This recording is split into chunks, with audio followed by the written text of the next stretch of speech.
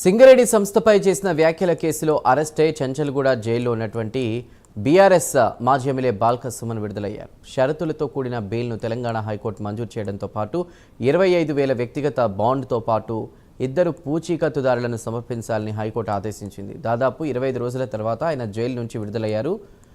Jail నుంచి విడుదలైన Balka సుమన్ను BRS నాయకులు, కార్యకర్తలు ఘన స్వాగతం పలకడం జరిగింది.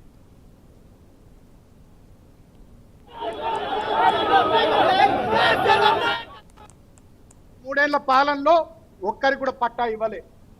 అదేవిధంగా గతంలో లాభాల్లో గణనీయంగా మేము వాటా ఇచ్చినాం. కార్మికులకు తెలంగాణ స్పెషల్ ఇంక్రిమెంట్ ఇచ్చినాం, కొత్త మైన్స్ ఓపెన్ చేసినాం, అనేక రకాల కార్యక్రమాలు సింగరేణిలో కార్మికుల సంక్షేమం కోసం, సింగరేణి ప్రయోజనం కోసం మేము చేసినాం.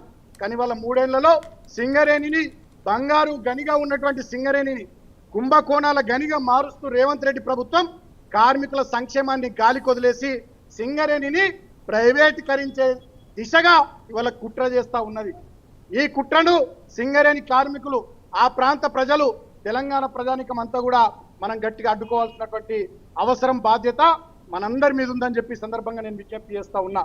ఇవాళ 9 జిల్లాల్లో తెలంగాణలో విస్తరించున్న సింగరేణి, 12 అసెంబ్లీ నియోజకవర్గాల పరిధిలో విస్తరించున్న సింగరేణి, 4 పార్లమెంటు నియోజకవర్గాల పరిధిలో విస్తరించున్న సింగరేణిలో 46,000 కార్మిక కుటుంబాలు ఉన్నాయి, 26,000 కాంట్రాక్ట్ కార్మిక కుటుంబాలు ఉన్నాయి. ఉత్తర తెలంగాణకు జీవనాడైనటువంటి సింగరేణిని నిర్వీర్యం చేయడం ద్వారా, ప్రైవేటీకరించడం ద్వారా ఇవాళ ఆ ప్రాంత